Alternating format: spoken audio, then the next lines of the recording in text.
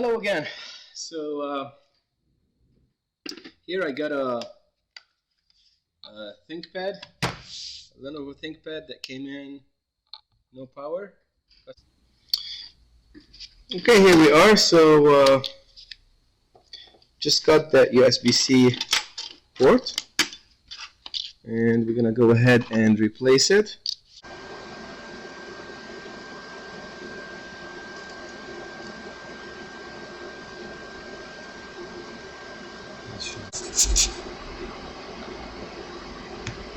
Nice and clean.